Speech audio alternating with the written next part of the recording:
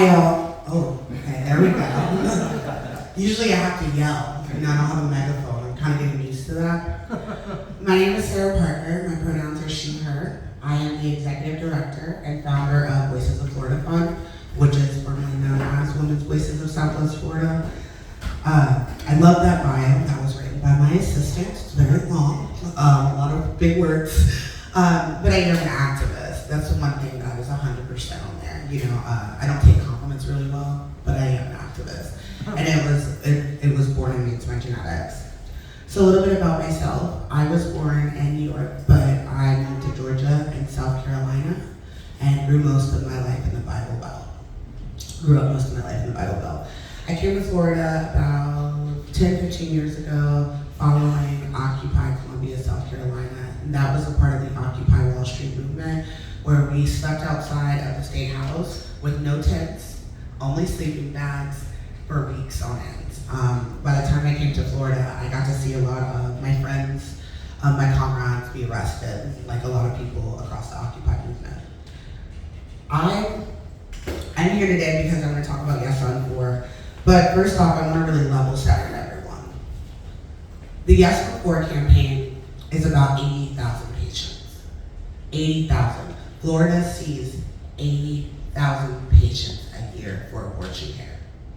And without this ballot initiative, those 80,000 patients are at risk for dying, are at risk for not being able to take care of themselves or provide for their family, and are at risk for their choice. Even once we win, because we will win, come November, that's still 40,000 patients that are not going to get service and care. And if anything you take out of the room today, I want that in your heart, that we are fighting for 80,000 patients. And we are the only state that was left in the global south. That means people from South America, people from Puerto Rico, people from Georgia, Alabama, South Carolina, they were all coming here. And that's what when I wake up every day, that's what I think about. I think about other Black mothers. I think about the Black maternal mortality rate. And furthermore, I think about my pregnancies. I carried my 2 pregnancies to term. My son was born at 2 pounds and 5 ounces. My daughter almost killed me. And I decided I was not going to have any more children. If I do get pregnant again, even with my tubes tied, I risk dying. I risk not seeing my babies. And I'm 31 years old, so there's still always a chance, and that's scary for me. I remember the day that Roe versus Wade fell, and it was heartbreaking. We actually booked a ticket to DC, and we were one of the first groups to march outside the Supreme Court justices' houses. When I got back on that plane, Vernon Buchanan put out a poll and asked if those people should be arrested, and I was kind of a little nervous that I was going to get off in Sarasota Bradenton Airport and be immediately arrested for marching at their houses. But I wanted to show a sign of resistance. If anything I learned from the South and my great-grandmother is that Black people and Black women have gotten so far because we resist. We push back, we resist. We fail, we get up, we resist. And that is something that I teach my children, and that is something that I teach everyone. With that being said, just talking about how we got on Yes on 4. So we are on the executive committee of Yes on 4. That means we are the smallest reproductive justice grassroots organizations on there.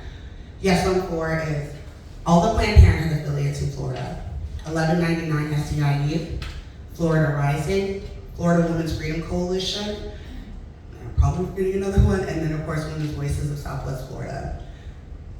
It was an honor when I got a call from Planned Parenthood and they asked if I would be on this. I did not think that it would create change. I didn't know what was going to happen. All I knew was that I was told to keep my mouth shut, which was really, really hard. And so during that, we knew the 6-week ban was coming. We knew that this last legislative session was going to be brutal. And we fought.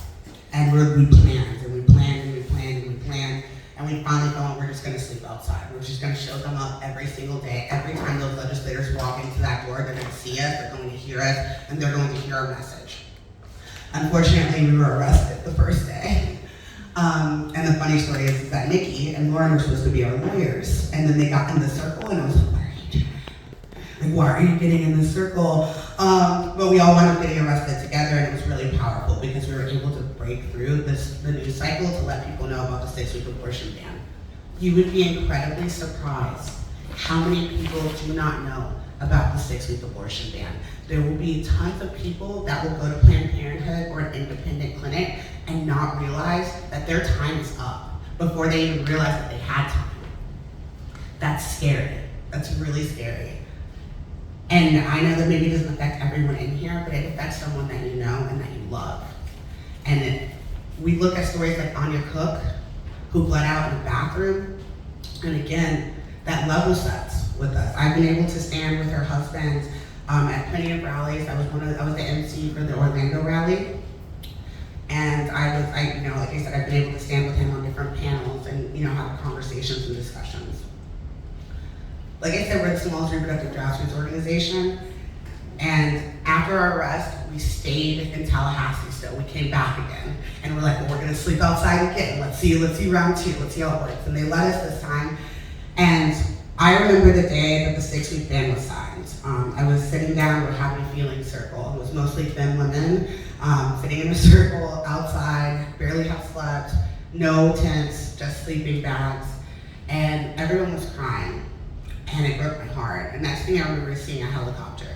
And because where I'm from, which is the hood, I know when it's a police helicopter or not. So it's like, that's a police helicopter. And several of us were like, maybe it's not. The governor of Florida flew in the middle of the night, put a helicopter out, and signed this abortion ban. By the time that helicopter is gone, I watched everyone's phone bang, and I watched people break.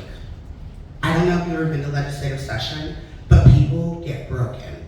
Their trauma, they put their trauma out for the world to see, and legislators most of the time ignore it. They do not care. I still have to keep my mouth shut. So I had to watch these people break down and not say anything, not tell them that there was a solution, not tell them that there was a Calvary coming.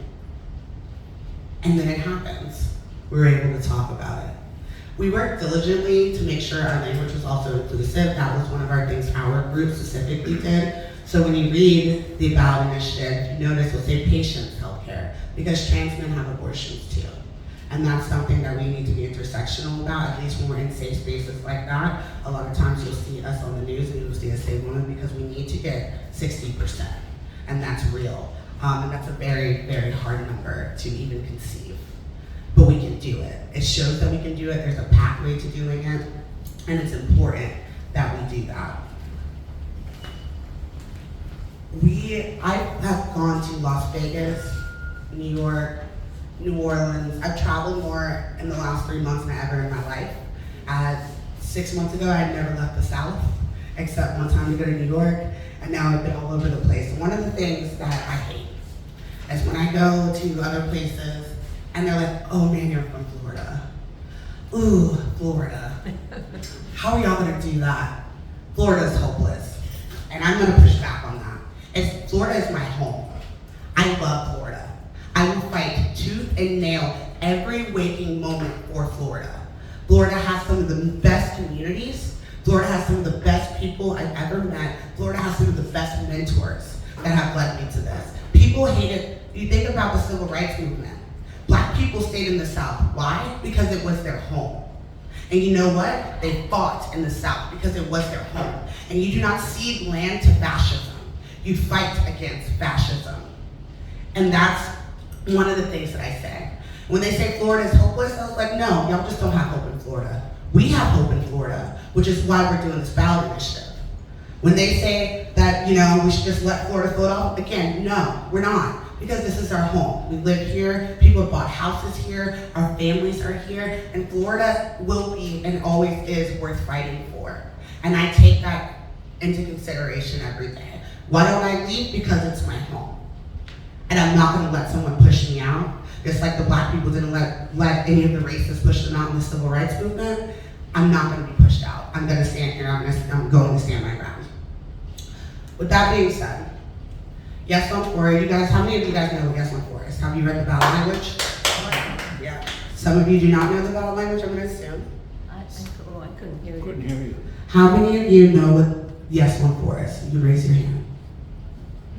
I'm still not understanding that. How do we know what? How many people know what Yes on 4 is? Oh, yes. Yes on 4. Okay. Yes on 4. Oh, Yeah. I'm just gonna read it.